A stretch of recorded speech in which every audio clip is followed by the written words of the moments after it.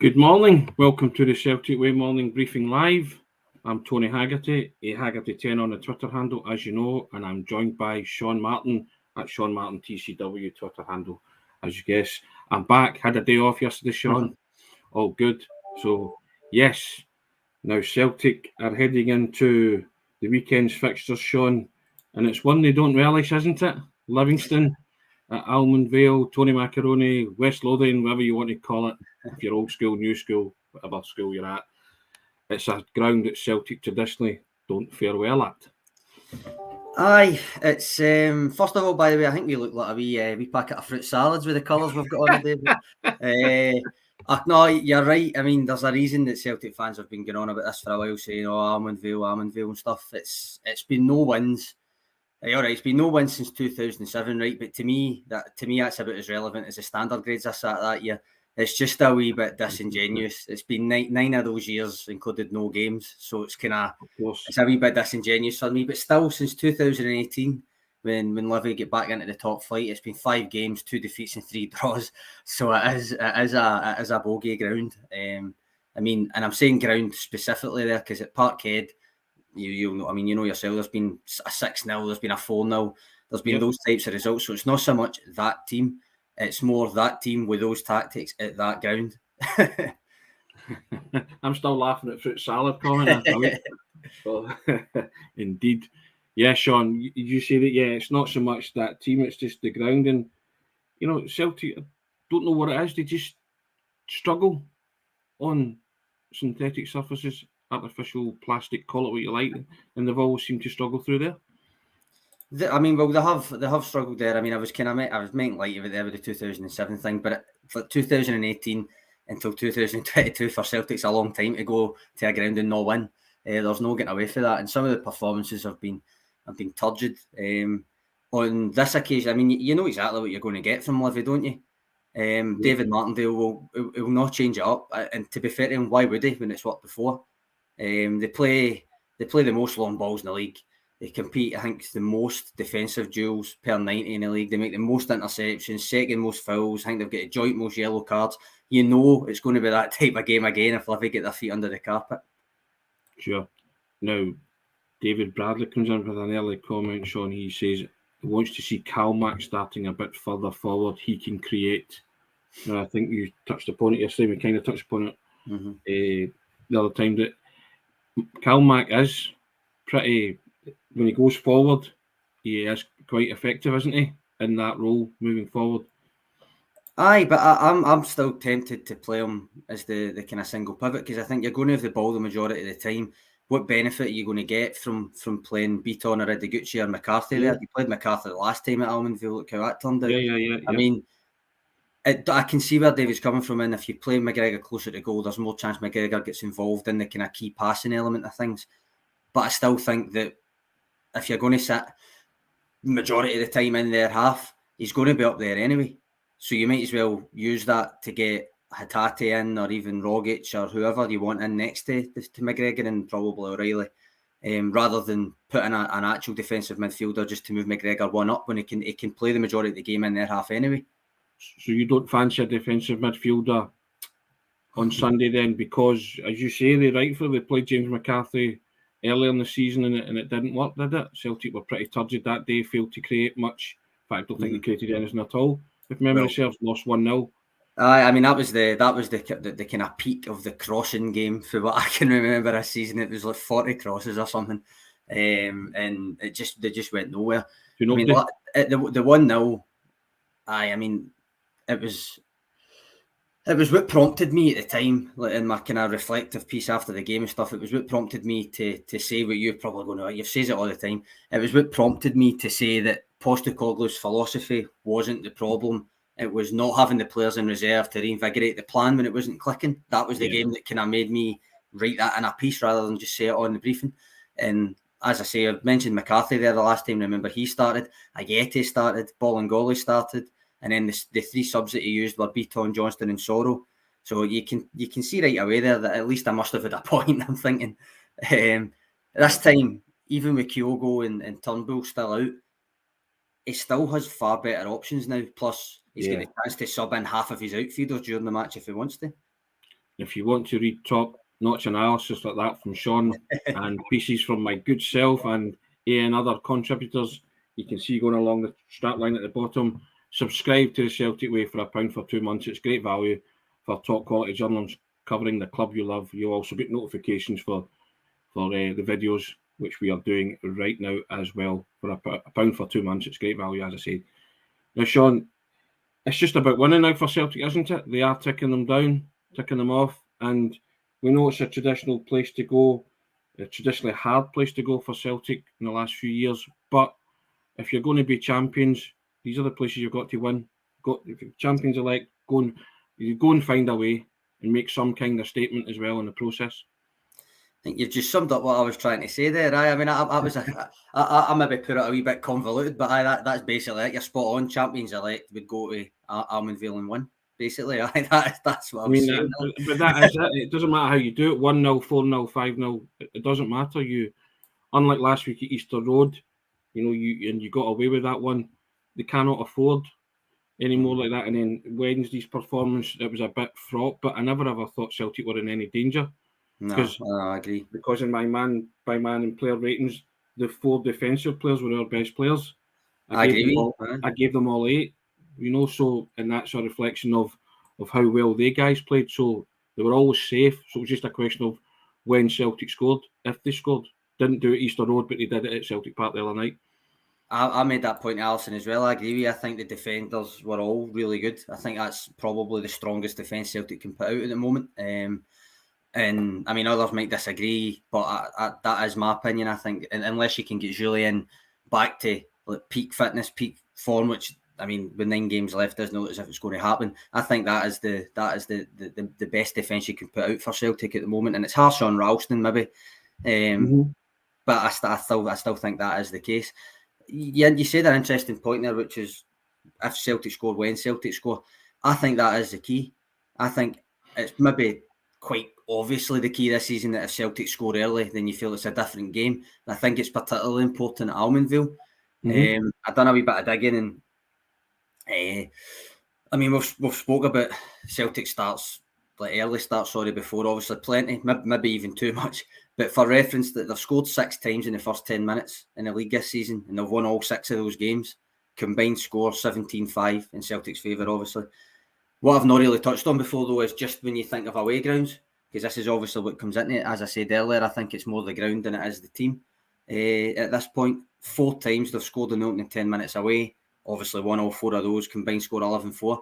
But interestingly for me anyway, there's been no goals in the opening 10 minutes of a Livy v Celtic game since Livy returned to the top flight. So for me, change that and it will help change the narrative. Yeah, it's a fair point actually. That's decent stats and knowledge, as they say, Sean, yeah. But I think it's Celtic this season, when they've got the early goal of Skinner relaxed. It became fraught the other night against St Mirren, didn't it, for a spell?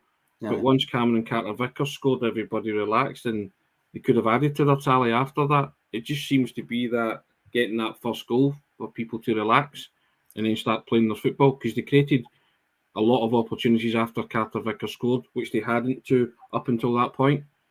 I agree, and I think the premise or the logic behind Celtic getting a goal applies whether it's later in the game or not, but it's obviously better for everybody, the Celtic persuasion, if they get it early, because then the game opens up earlier.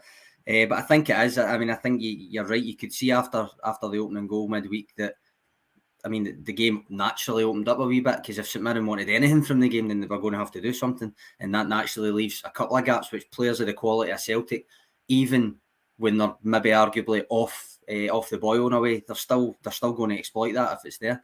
I've got a wee question here for you from David Gillespie. It's not really a question, it's a statement, but I just want to see what you think of it.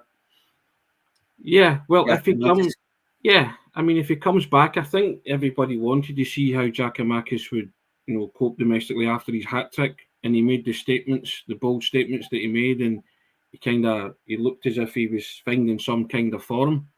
Didn't happen against Bodo for him, but it didn't happen for most of the players against Bodo.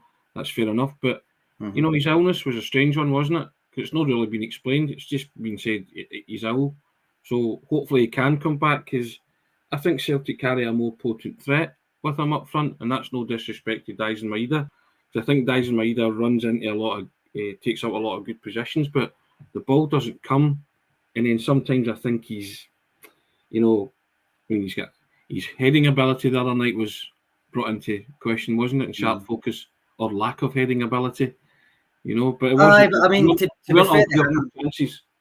be fair to him, I still question the wisdom of floating balls into him. And even the Hibs game and Ryan Porteous and 6'7" Mark Macy in next to him, and you're on a hiding to nothing to do that. I think a lot of the time, but he's a pressing machine. Maeda says to Alison yesterday, which kind of touches on what you said there, that he is making quite good runs, semi-regularly, and sometimes it's maybe a wee case of the Kyogos from the start of the season where he was making a run, but nobody was really thinking to look up and find him because they didn't know him well enough yet, that kind of thing. So I think that will come as they gel. I don't necessarily think in your strongest 11 Maeda starts. I think not at the moment, Sean. But I think you can fill in across that front three, and I think it's part of the kind of the wisdom of signing him. He's just obviously with Kyogo being injured, Giakoumakis being ill, he's maybe played through the middle a wee bit more than would otherwise be expected. This is an interesting one for you here. I think I know what you're going to throw. David Bradley. Yeah.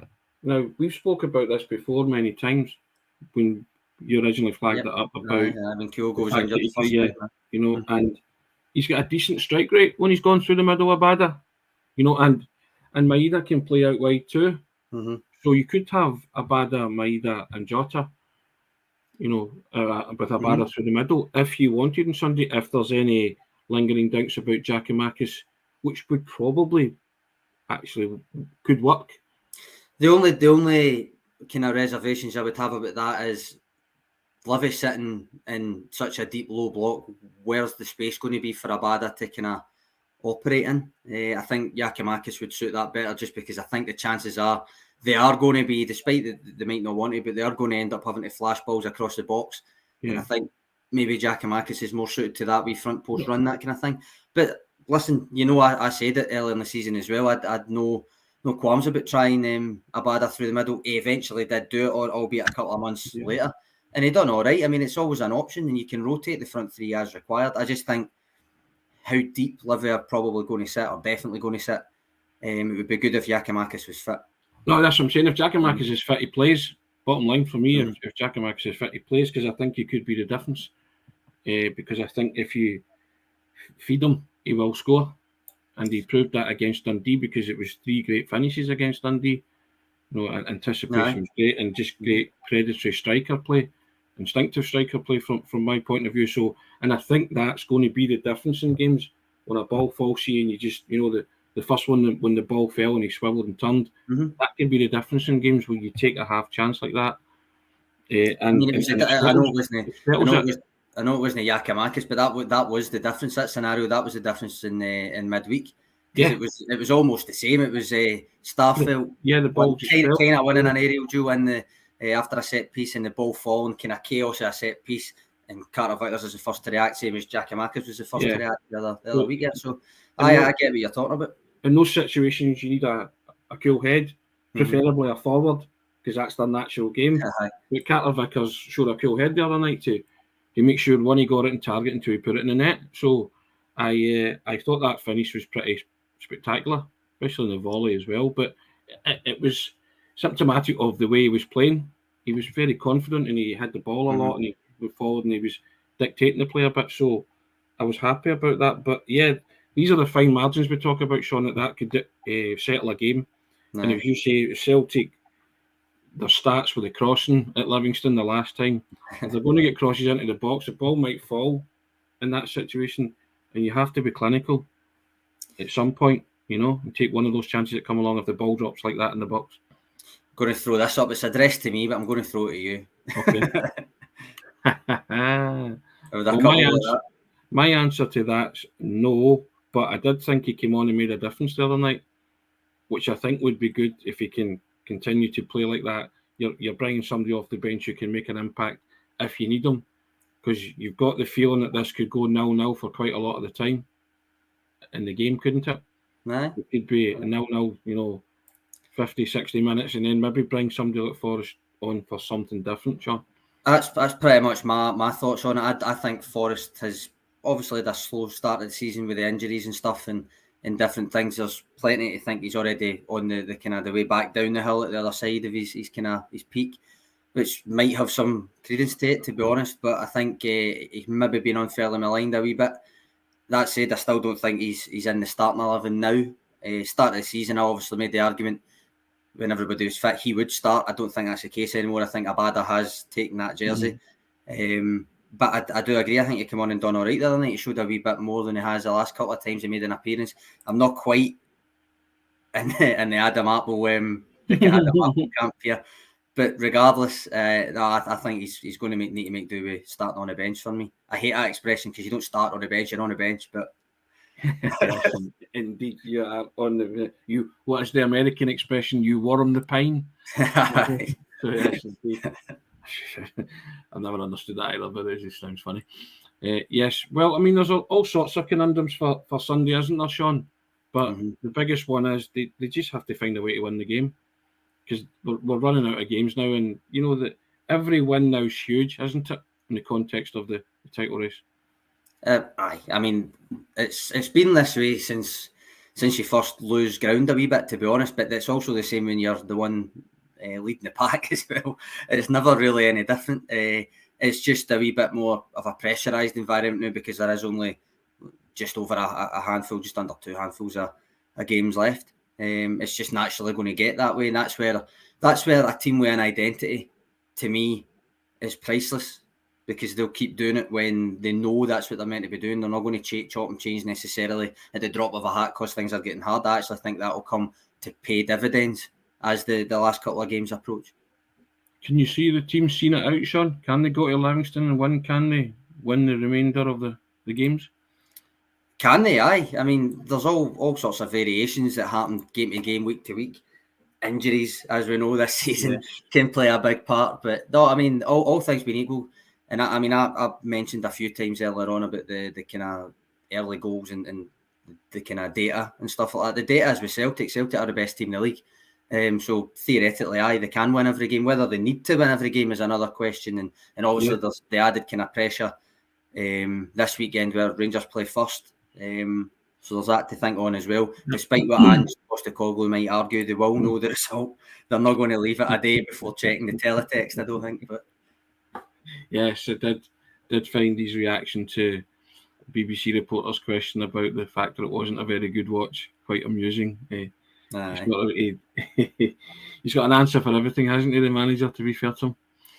Aye. I mean, he's well, you've been on the end of it, you know better than me. Oh yes. Yes, indeed. Yeah, but hey, we'll let him off. I'll let him off. You know, I asked a legitimate question. He chose to answer whatever he wanted. That's his prerogative, isn't it? You know, so. Not that you're holding any grudges or anything. No. I don't hold grudges against anybody. I'm a big boy. I can take it. You know, so it's big enough and ugly enough, Sean. Stress on the ugly. You know what I mean? So there you go. But yeah, I mean, it could be. We're sitting it every weekend, Sean, but it could be another pivotal week in the title race, couldn't it? Aye, I mean, they're actually not. We've not even really touched on them apart from their style of play. They're going well. They've been playing really well. They're up to 4th in the table. There's 5 matches in the league unbeaten, and then obviously add in the Celtic's recent record at Almondvale. It's definitely going to be a crucial one in the running for me. And also they're now up to. I mean, someone mentioned it the other night. I think it was in Sportsman saying that they're now in contention for a European spot, Sean. And I mean, the job, regardless of what you think of them as a football team, they're not out to win friends and influence people. They're there to do a job. The job that David Martindale's done is honestly nothing short of miraculous. It is, and I'm not going down a negative route here, but as much as I looked into the Celtic early goals kind of scenarios and stuff, I did notice when I looked at Livy that they've shown a bit of gumption, to be fair to them, which probably doesn't surprise a lot of people given the style of play they've got. But when they've conceded early doors, 5 times, right, they've conceded in the first 10 minutes. They've lost 3 of them, to be fair, but the other 2 they've come back to win 3-2, which shows a good bit of spirit that they've got about them. Now, obviously, they didn't do that against Celtic, and both times it's happened to them at Almondvale, they've not recovered. They've actually lost both. So even the home side thing doesn't really sit with them there. So take from that part what you will, but there's something in it for me. There's something in it. Well, Kevin Mack says Celtic are overdue a win at Livy. We'll find out, won't we, at the weekend. All it left for me to say is the fruit salad boys are off skate, and we shall see. Wait. You're not doing a score prediction? Oh, sorry, yes. Oh, goodness, yes. Forgot, Sean. A derelict in my duty. Okay, I'll go to you. Sean Martin, a score prediction? Right, well, I've been on about early goals for most of this, so I'll say, right, they get the early goal that's been so elusive before, and then I think the other thing we touched on, I think the defence continue their good work, so I'll say 2-0 Celtic, and I think just to go the extra wee flutter, all set up for a Giakoumakis redemption arc to be completed too, I reckon. There you go, you heard it here first. I was going to say 2-0, you stole my thunder there. But I still think it'll be 2-0, and I actually thought if Giakoumakis played, he would score as well. So we'll agree on that, Sean. Fruit salad boys are saying 2-0 to the Celtic on Sunday. We shall reconvene on Monday and see how it all goes. What's left for me to say is, as I say, along the bottom there, subscribe to the Celtic Way, £1 for the first 2 months. Great value. Sean, as always, talking of great value, Sean, as always, you're good value. Appreciate your input all the time. And guys, the comments, keep them coming. We enjoy engaging with supporters, and hopefully everybody can have a good weekend, and we'll come back smiling on Monday. Still 3 points clear at the top of the Scottish Premiership table. All the best. Have a good Friday, guys. Cheers, Tony. Cheers, guys.